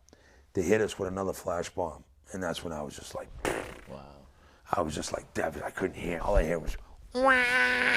You know what I mean? And their eyes were all fucking. They pulled me out through the window onto the ground, and he pointed the AR-15 in the back of my head, and he said, please give me an excuse. That's what he said to me. I bet. I wasn't armed. I had nothing. I was on the ground, and he put the rifle right to the back of my head. So what's going through your mind at that time? Like, are you like, wow, this is serious. I might die. No, you want to hear something? You want to hear serious? You want the honest truth? Yeah. I felt like saying, "You motherfucker." See, this is the problem. Yeah. This is the problem we have. Ego. Is that an Yeah. ego I mean, thing? it's not just that. It's like, if you're like beaten as a child, you know, you go through a lot of abuse, you get into a lot of fights, a lot of trauma in your life, accidents, a lot of people die, you know, stuff like that. It's some serious shit. So when certain things happen, you react differently. It's automatic anger. When that guy pointed the gun, my first thought in my mind was, if this kid didn't have the gun, I would club him. You know what I'm saying? And I'm not the kind. You would never hear Elvis went around starting trouble with anybody. I mean, have you ever heard anything like that? No. No, I don't bother nobody. You know what I'm saying? That's the honest truth. Yeah. If somebody comes and bothers me, interferes in my life, and you hear something, it's because they interfered. Right, yeah. You know what I mean? That's the honest truth. Did you know or have an idea what this was about at the time? Yeah, of course I knew what I was about. I knew what it was about. I knew what I was there for. Okay. But I never did anything. Right. I never brandished a weapon on anybody. I never did any robberies. They were wanted on prior robberies. I'm not part of any wiretaps. I'm not part of any surveillance. Only a couple of pictures of me standing next to other people. That's it. Right. You know what I mean? Other than that, there's nothing on me. I was brought in to make somebody's prison sentence more cushiony. That's what it is. Because you're talking, the money they get from taxes. I mean, from the federal tax and the people that they got in there. I don't know how much. Somebody told me they got like $100,000 a head now. Wow. I mean, I heard it was 43 grand, but that other kid said it was more than that. I was like, wow, that's unbelievable. Yeah. So my guess is, I was wanted for, like, they were looking at me for other things. Saw me in pictures with these people, and decided to, you know, to rail it in. So is this like a group RICO thing, or no? Did you have co-defendants though? Yeah, I had 2 co-defendants. Okay. Yeah. So what's next for you? Do you go to the police station? We go to police station. Jail? Okay. We go to police station A1. A1. Yeah, and I mean, I just sat there. And I was like, what the fuck? What am I gonna do? First is this. They didn't identify. They couldn't identify me. They had no prints on me. I had no ID on me. They didn't believe who I was. And you told them who you were? So you gave Yeah, them yeah, your yeah. name? And they just I didn't had my believe you? passport. And they didn't believe But in you? my passport, I looked different than I am in the thing. They thought it was all fake. Oh my God. So they grabbed me and bring me to the FBI building. They grabbed everybody one by one to take pictures at the FBI, which they strip you down, take your fingerprints, footprints, piece of your hair, swab you. You know what I mean? Oh, damn. Everything. So, and the lady sees my wrist, and she's like, "Oh, what happened to your wrist?" I said, "What do you think happened?" They pulled me out the goddamn window. At the time, I weighed 270 pounds. Yeah. I was big boy's toys. You know what I mean?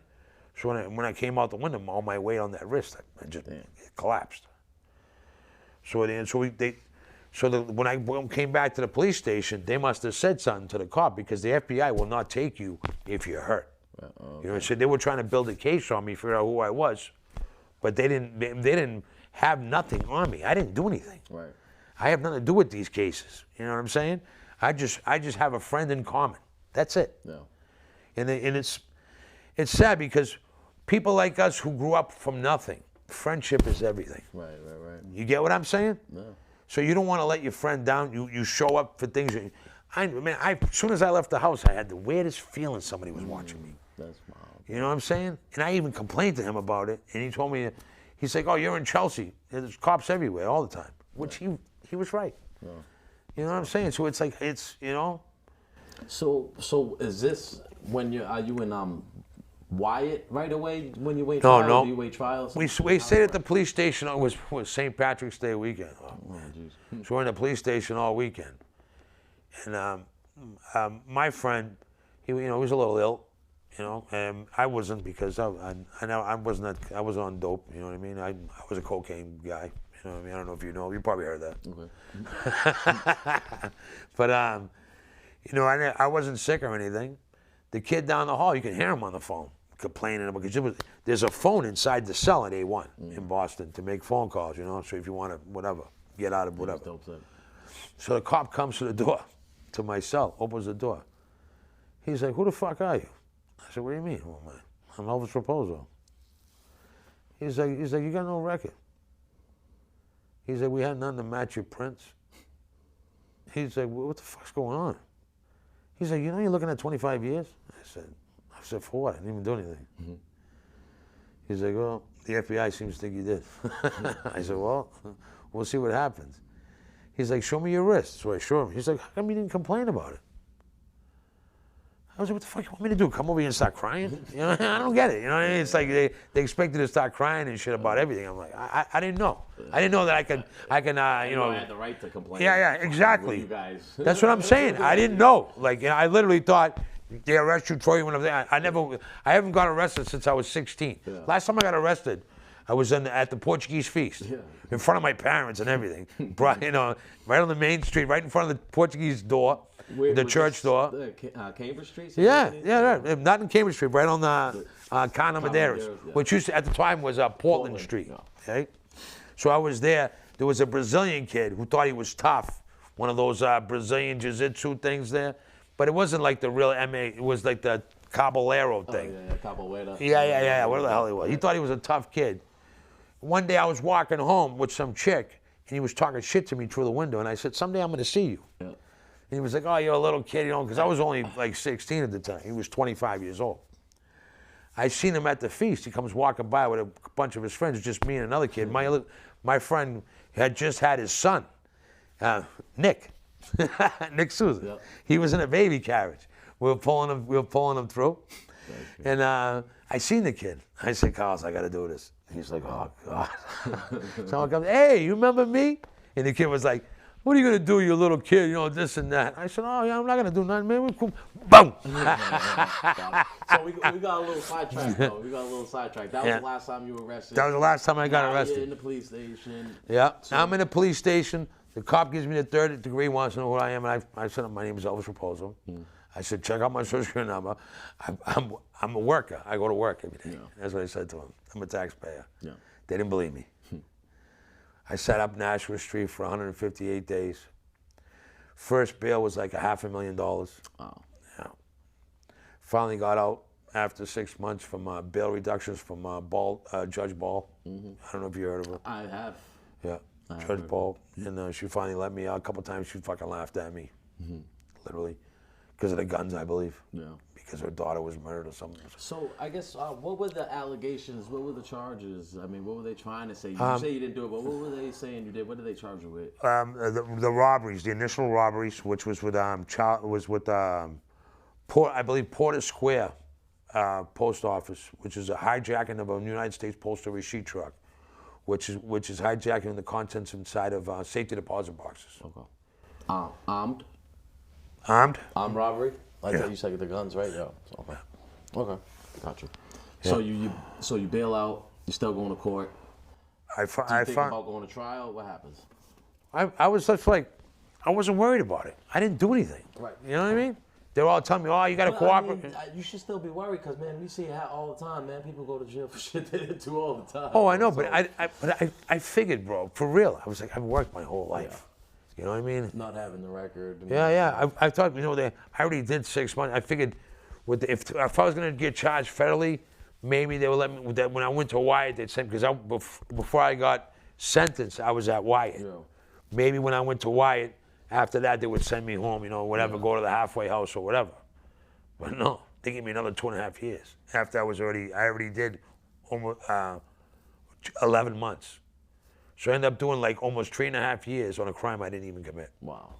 So you're at Wyatt after you pled out, and then you had the open, we talked earlier, you had the open plead out, right? Yeah. So I guess walk me through that process. This is what happens. I get to Wyatt, and it's unbelievable. I come in the intake, and there's a kid I know that from the street who I was just hanging, with all the time there. I knew he got busted, but I didn't know where he was. Right. I see him there, and I'm like, Joe. He's like, I'm like, all right. I go to the cell.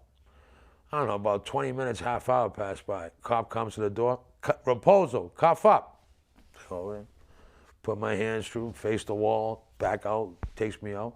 I'm like, where the fuck am I going? I just got here. He's like, somebody wants to see you. Now, my buddy couldn't leave that unit because he started a riot and held the whole tier hostage or some shit. I don't know what happened. You know how we do. Some shit like that. Yeah. So he's like, someone wants to talk to you. I'm like, what the fuck? I'm like, this better not be the feds. That's what I thought. I was like, the fucking feds are coming after me. Like, what the fuck? I didn't even do, you know what I mean? So I come, he opens the door. It's my buddy sitting there by himself, chilling. Living the dream, like, you know what I mean? Not really, you're in prison. Right, but you make the most of it. Yeah, he was living, he made the most of it. The kid made the most of it, you know what I mean? And the cops took care of him because they knew. Yeah. Otherwise, you'd have to deal with a double. Is this someone I would know, a Cambridge no, cat, he's Boston. Okay, he's Boston, yeah, yeah. I got a lot of friends out there. Gotcha. His brother was there on different charges. Another friend was there on different charges. And we're all there in the same prison. I'm like, what the hell? And I don't know nothing about what's going on because I'm not really involved like that. You know what I mean? I'm from East Cambridge. Yeah. To be honest, it's a pure friendship. Yeah. Pure friendship, like, just hanging out, having a few beers, smoke a joint, bust a couple of lines. Pure friendship. And that's how I know these people for many years. So we became good friends.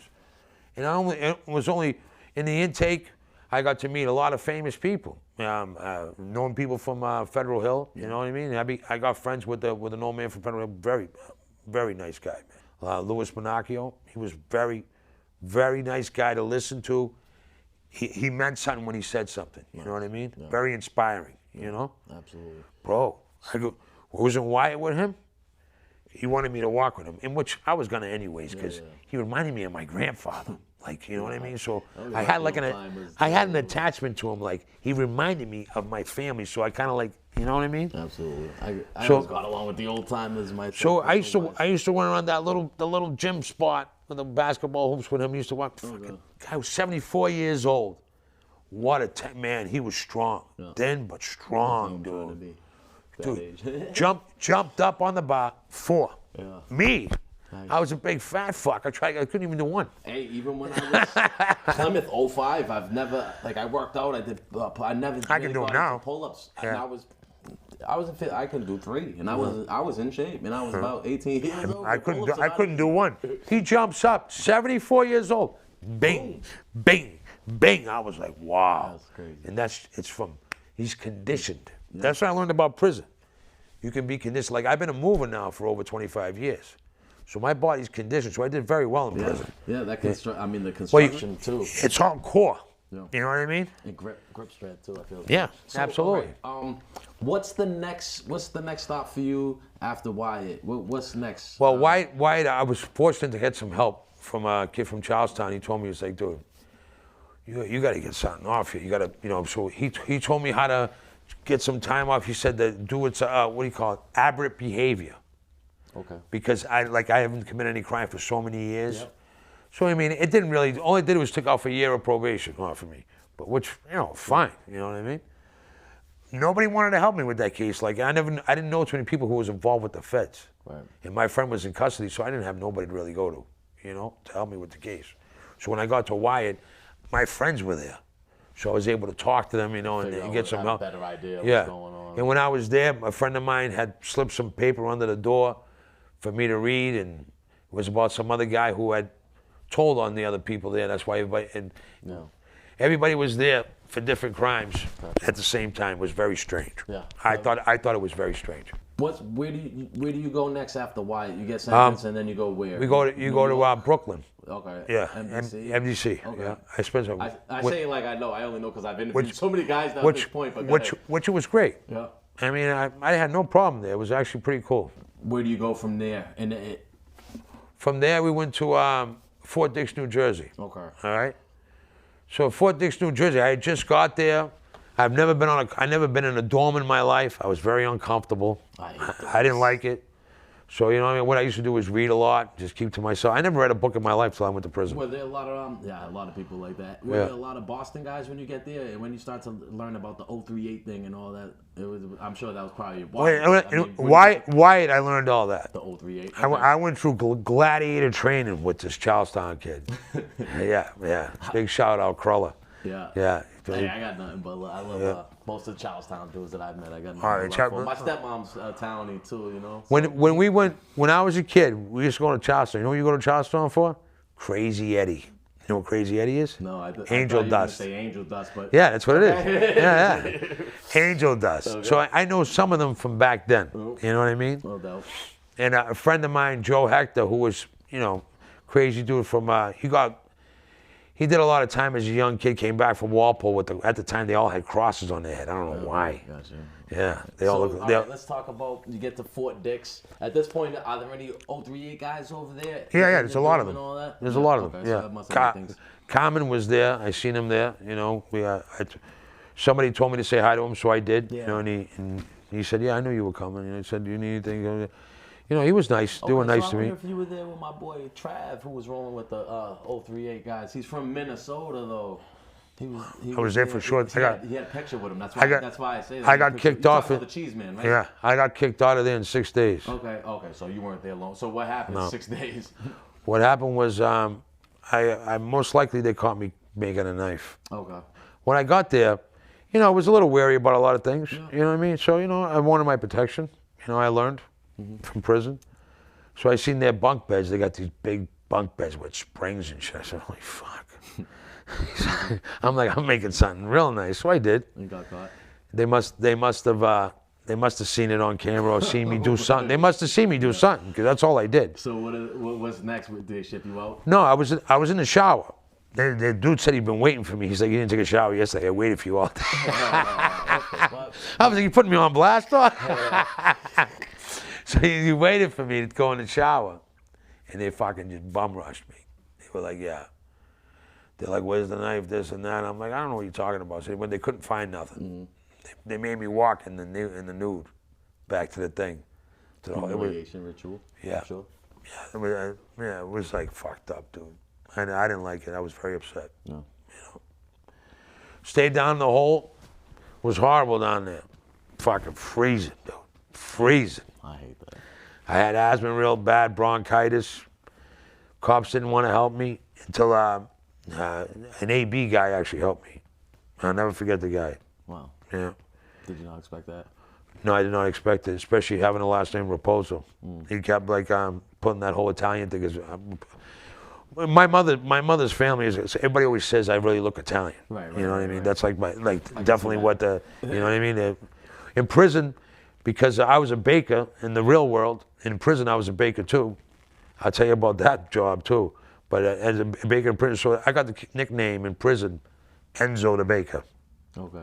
All right, so. Enzo the Baker. Yeah. So, because if you remember The Godfather, yeah, in the beginning, the Baker's Enzo. That's his name. Okay. Yeah. That's a great movie. It's been a while since I've seen it though. I'm a big movie buff. I mean, my whole life. So where's the next stop then? After So that? Fort Dix, New Jersey, they throw me in the box. All right, and then the next day they come up and they're like, Raposo, sign this paper for me. I said, I ain't signing shit. What the fuck is this?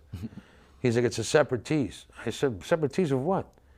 He's like, someone putting a separatese on you. This is what the guy said behind. Someone's putting a separatese on you. They want you to sign it. I said, I'm not signing shit. Right. He's like, I'm like, you're telling me I'm in prison. That's right, because I didn't understand all this. I've never been in prison before. Some guy went to you guys and complained and put a separatese against me. He's like, yeah. You must have been like, what? I didn't understand all that. I was like, somebody killed him. That's the, I'm like, you know what I mean? It's like, I couldn't believe it. Like the whole thing of them, and then when I'm in the box in Fort Dix, I heard them say like this out loud, the warden there, oh, what a bitch, man. She was oh my God, vulgar woman. She was a woman and she had this other little woman next to her walking side by side down, you know, when they do the dog and pony show. When they come by once a week to look at you, when they look at you and point, yeah. And the lady she gave me shit. She said, "You gonna come to my prison? I'm sick of you Boston people." She gave me shit. She went off on me. She said, "I promise you'll never hit my compound." That's what she told me. Yeah, jeez. She's like, people like you weren't allowed here. That's what she told me. That's crazy. So she made me leave, and then I went to Philly. Philadelphia. Yeah, so I get to Philly. So listen to this.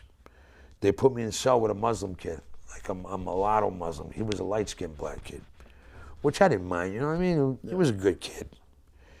He comes to me and goes, my people don't want me to live with you no more. I said, all right. What do you want me to say? You know what I mean? And then he goes, Elvis, for real. You got something? I said, what do you mean?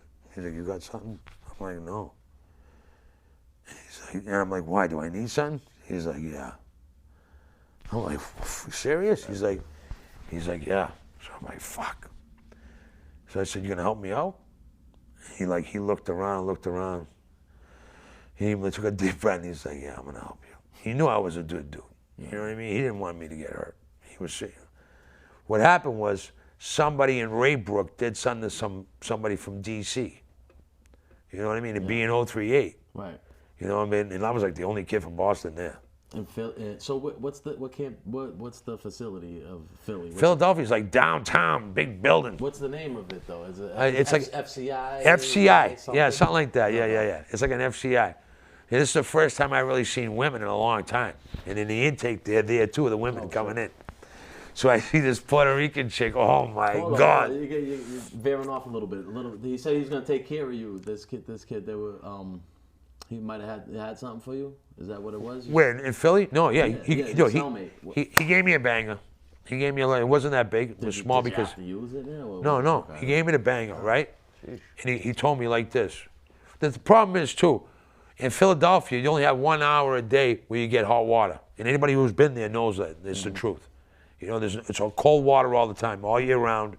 It's only 1 hour a day, and so like people they think they they go over there and they push everybody out of the way. And being from Boston, I wasn't getting pushed out of the way. No. You know what I'm saying? I waited my turn, and I got in that fucking shower and I did what I had to do, and I left. Yeah. You know, and some people didn't like that, especially being from outside, being in their area. Mm-hmm. But then being there for a little while, you got the kids from the Philadelphia, Kensington, the Fishtown, the Irish kids. Big shout out to them. Mm-hmm. Good people. There was a kid who come in on a court case because he was doing 30 years, and he found a motion because some law changed on the OxyContins for him to get out. Oh, shit. Okay? This was after the big OxyContin cases. So he was trying to get out. And he was a famous kid in Philly, in that area. Right. And he come in, motherfucker looks like Shrek. You know what I'm saying? He's like, hey, I'm gonna be your cellie. I said, all right. You know what I mean? He goes, you know this guy from Boston? I said, I don't know them, but I know, I've heard of their case. You know what I'm saying? They're fucking famous people. Right. But he happened to be a friend of mine's father. So I got to pass a letter to him to send to the father, which was wicked cool. Wow. From Charlestown. He hadn't seen his father in a million years. You know what I mean? Yeah, that's wild. It was real cool. So do you stay there? Do you end up hitting No, we stayed in Philly for I don't know, 9 weeks. You know what I mean? Which was horrible because Patriots played against the Eagles and lost. Damn. And I'm the only, you know what I'm saying? Damn, that's a yeah. bad hit. It was a bad, downtown Philly. You know what I mean? Oh man. But after a while, it was just people come to me. And they're like, hey, Elvis, come and sit. Did eventually no other Boston guys made their way through there? I seen one kid from Chelsea, Monkey, Ortiz. Yeah, this kid Ortiz. He was a good kid from Chelsea. Okay. I seen him there, but I seen dudes from Rhode Island, Connecticut, this and that, And when we got from there, we went to Canaan, USP Canaan. Now that was serious, dude. Oh, I've heard about Canaan. So did you get in trouble in Philly? Because is that a step? I got in trouble. I got in trouble in Fort Dix. Okay. What they were just doing is like a transit kind of thing. Okay. Yeah, what they do is this is what they do to you when you get in trouble. They give you diesel treatment. Diesel therapy, right? They call Diesel it? therapy, dog. They make your life miserable. We're talking 14 hours, handcuffed and shackled. For one time, I was black boxed. One time, not all the time. 14 hours like this. Traveling from this and that and this and that. Damn, I thought Cambridge to Plymouth was a lot. No food, no water. I didn't even get up to piss. And some kid was sitting next to me. We were just talking. And I was sitting next to one kid, some black kid, because he was in the black box, and then the other dude was sitting there, so we got to talk. Everybody was talking. So when we get to Canaan, okay, I never seen nothing so big in my life, dude. I swear to God. Because now the windows are more, I could see everything. Yeah. Okay, it's broad daylight out. This door opens up, 'cause it's a hangar for a plane. It opens up. But at first we went to the airport. Well, yeah, let me say one thing before we get to Canaan. Okay. We were at an airport, I forget the name of it. It's like an army base. And all of a sudden, this plane pulls up, fucking like down the ground. It's got duct tape flapping. That's the plane you had to get on? I didn't get on no. I wouldn't have got on that. I would have bucked out. They would have had to neutralize me. That's crazy. Bro, tape was flapping. It's Pablo Escobar's plane. Oh, shit. That's how old this goddamn thing is. And they're transporting prisoners in there. Then you see a bunch of girls come out. So at first you're like, oh. Then they all look like guys, and you're like, oh. Oh, shit. So, okay, let's go. I wish we had much more time. We still got a few more minutes, though.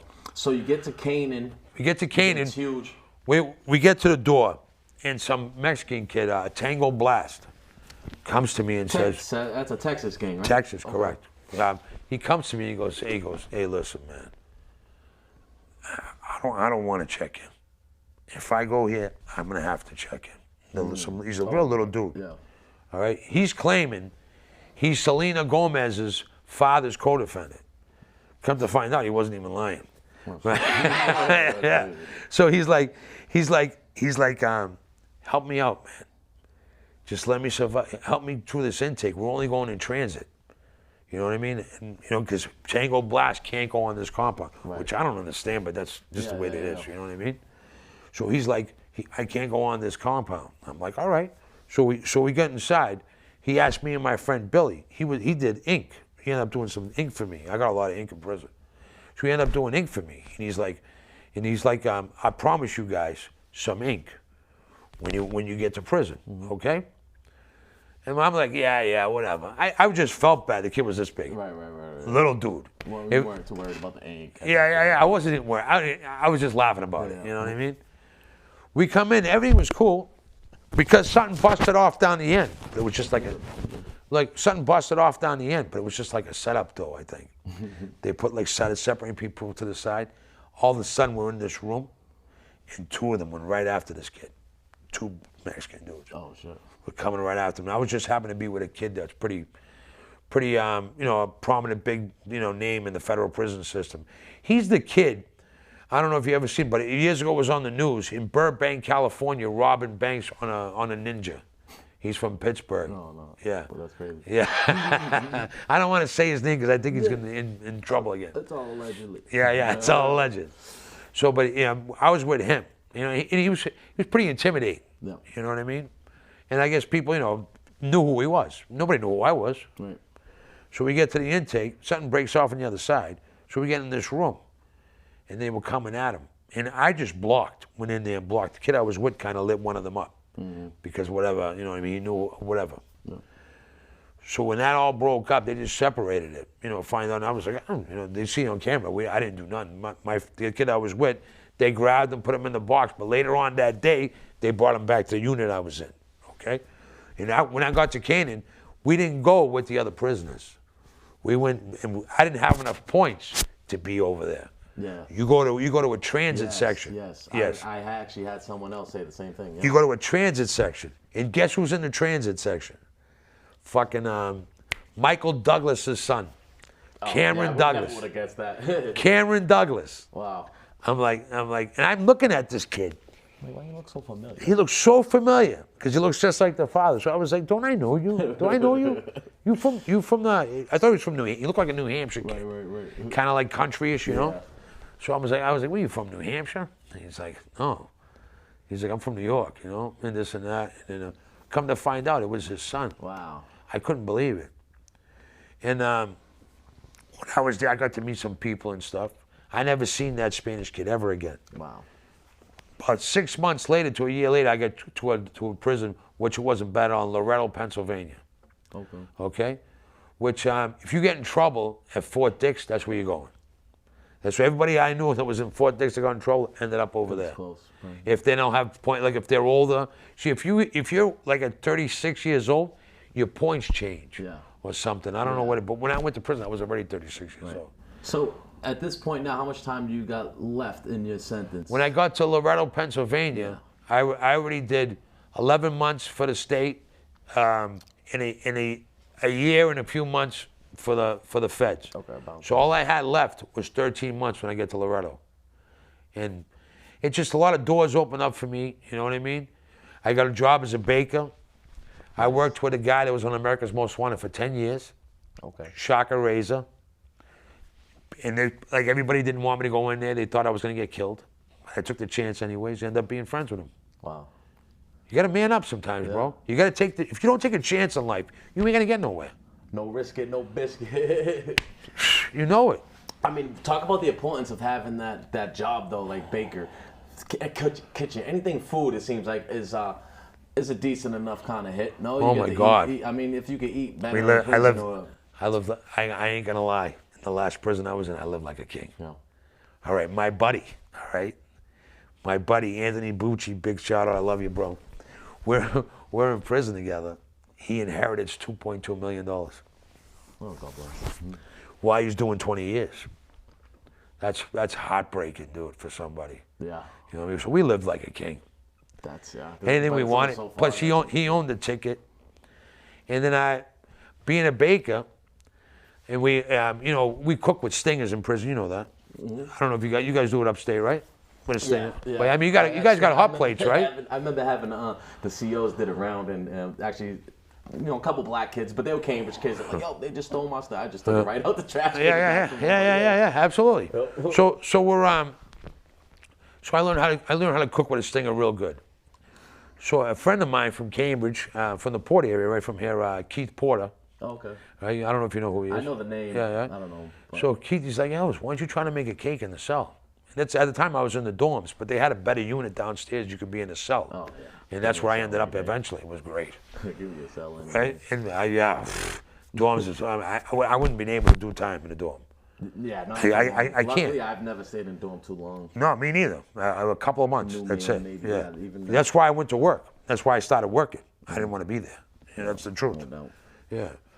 So when I got to work, I was able to, eventually how to, come up with some things from the kitchen in my cell. There you go. So I learned how to make cakes in the cell, for real, real cakes. Nice. My friend was telling me about it. He was like, why don't you do it? No one's ever done it. And if you do it, you can make money. You can do a cake, you get a book. We use books of stamps. Yeah, that's how in the state feds. used to be. It's changing now, but It used to be $7. I don't know what it is now. I'm not sure either. But it used to be $7 a book. $20, no. So if I used to make it, what I used to do is get your bucket, you got your trash bag, you put the water in it, you drop your stinger in there, and then you got the trash barrel, which are the stationary trash barrels like this. You know what I'm talking about, okay? Now you're talking the regular state bowl or Fed bowl, the regular one, okay? You put a cookie sheet. Remember, I worked in a bakery, anything I wanted. So I put the cookie sheet in the bottom of it, okay? Mix the mix, poured it inside, put it in a bag, put it on top of the trash barrel, and with the steam from the heat, it would cook the cake and make it right. Man, my mouth's watery. So moist, so moist. I had the Gambinos from New York buying cakes on me every other day. Nice. Yeah. All right, man. So I want to talk a little bit about, now you start getting short, right? Do you start to develop a plan for your release? I guess, like, what's going through your mind as you're getting short and thinking about coming home, man? To be honest with you, the only thing I was thinking about is women. I mean, that's fair. Yeah, I mean, I'm just being honest. At first I was like, I just wanted to get back with this girl that I had something with before I left, but I kind of screwed it up with her. And we weren't supposed to be together anyways. It's kind of like, But those always end up the taboo ones, like dirty little secret. Well, and then I was in Wyatt, and she came to see me, and 2 other girls came to see me together too. So it was like 3 of them in the thing. So it was kind of like, that's all. After that, she was mad at me a lot. You know what I mean? I want to talk a little bit about, get the message for whoever's watching, the kids. I try to do maybe for the youth at least, right? Because a lot of times, absolutely, we sit here, we tell these stories, we laugh, we joke, but we both know it's coming from a place of really just making the most of a horrible situation. Trust me, any guy in there would probably trade or go back in time and not do what they did. Besides maybe someone who touched a kid or something there's certain things that people will be like, you know what, I would still do it, but most of the times it's people make mistakes and they would come home because that place does suck. I think people get the wrong idea with music and movies kind of glorifies. It's nothing to be glorified, but we do make the best out of a bad situation. You have to survive in there, otherwise you go crazy. But I like to ask, what's like the worst part about prison? And then you want to hear the worst? Federal prison. You want to hear the worst part? I do. Is coming into, listen, there was in Philly, I met this little black kid, right? I used to call him Ark because that's what they call, the Muslims call each other that, Ark, you know what I mean? He was a little kid, he was a good kid. You know what I mean? He was wise. He was always like, like,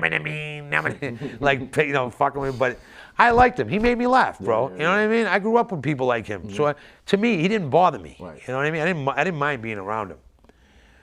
And being so young like that, he needed to go Muslim. He didn't want to be. But I knew it. He had to be. For protection? For protection, correct. He had to be. I mean, I met a Puerto Rican kid who hung around with Italians, but was a Muslim because I bet you he was in a prison where he had to become Muslim. So you would say the worst part is what, having to be in situations like that? The worst part of prison, especially for these young kids who are just going around doing whatever the hell they're doing. When you're coming into prison, remember, you guys look great. You guys got better bodies than older guys like me. You guys got all this shit. What do you think these older guys that have been in prison for 1,000,000 years think when they see a good-looking young male like you coming in? You're a commodity. Bro, I seen this kid came in with long blonde hair and blue eyes, right? He was walking down the hall. He comes to me and goes, from down south, they used to say, yo, Elvis. You know how they say my name. They're like, Elvis, I didn't know they had Britney Spears up in here. I said, bro, that's not Britney Spears.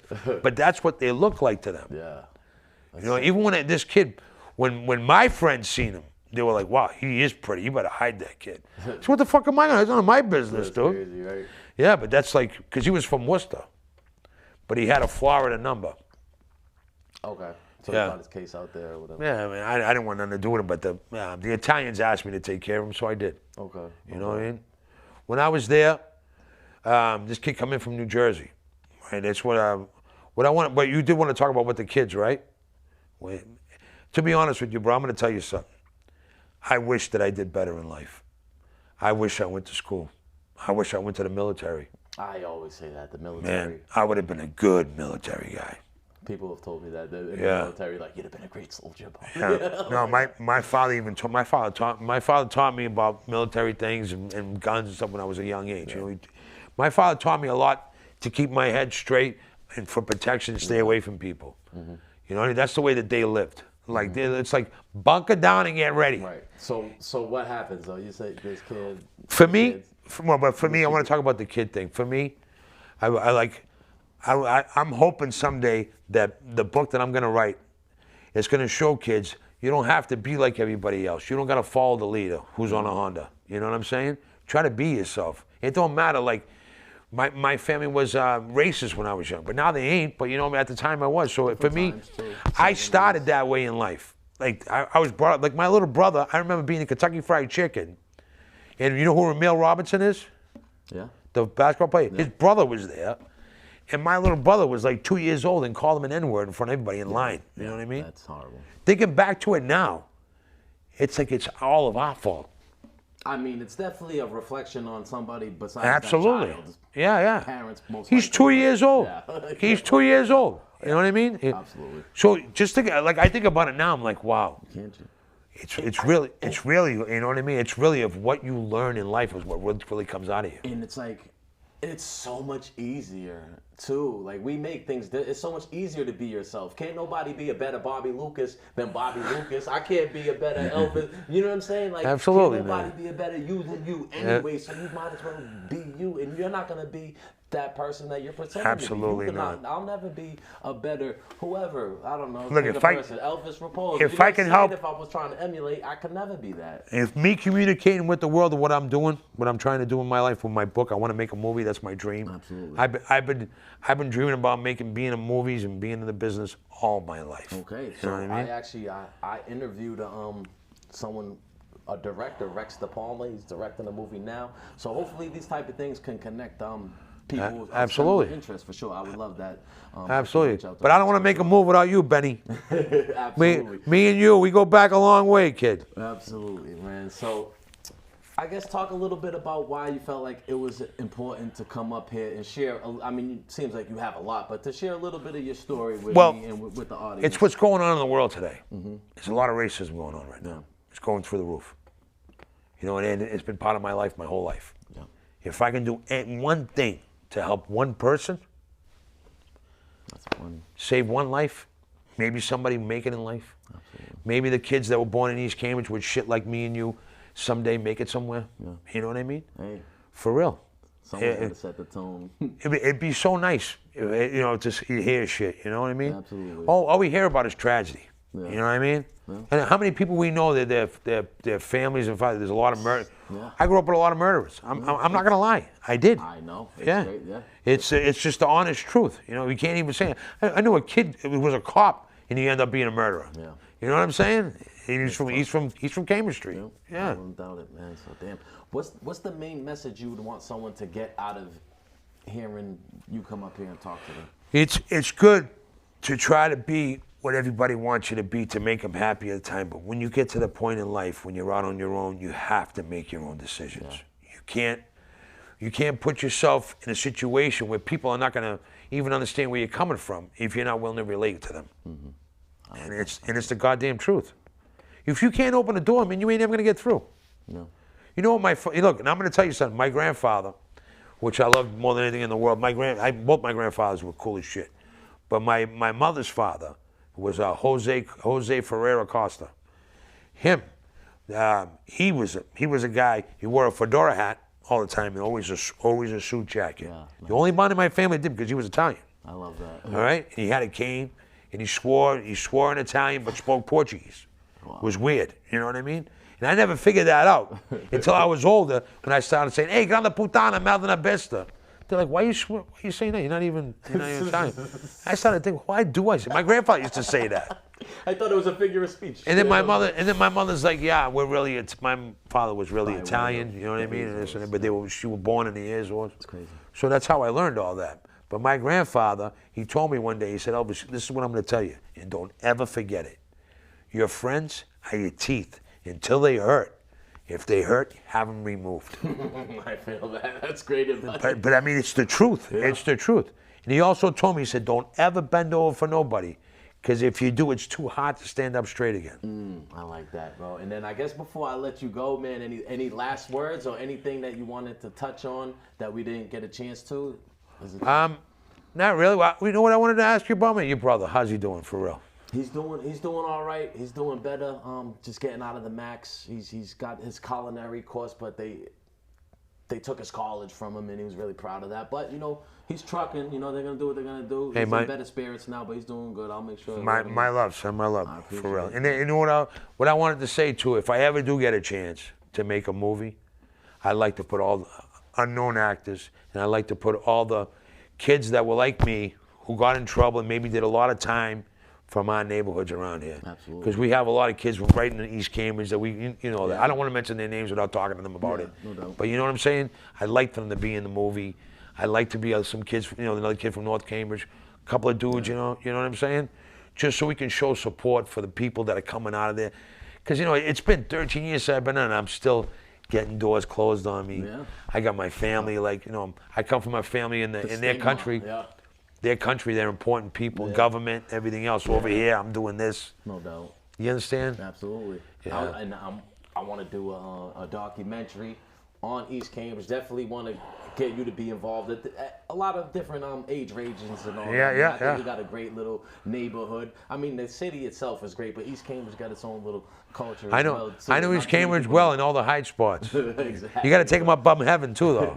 Yeah, Bum Heaven. You remember Bum? You guys made Bum Heaven? I think so. I think it was Ryan and Mike and them dudes. Up behind Save More Liquors? Exactly. Yeah. It's funny too, like the names of the places we would make. It was people are so funny. But so go Bum park. Heaven, because that's all. And then with the Dead Zone, Club River, like all sorts of shit, man. It was good times. So I think we got to definitely do that. And, Yeah, absolutely. I'm definitely going to enjoy being part of that. Absolutely, dude. Appreciate you coming through, guys. This is a special East Cambridge 021. Hey, and to all the boys from East Cambridge, heads up for everybody, man. I love you guys. You are. I'm trying to represent the best I can, brother. Straight up. Hey, caray, and that's what Yeah, it is, you man. hear him? He said, hey, caray. I don't even say that. It is, guys. Remember, it is what it is. What's next is what you make it. On that note, we're out of here. Peace.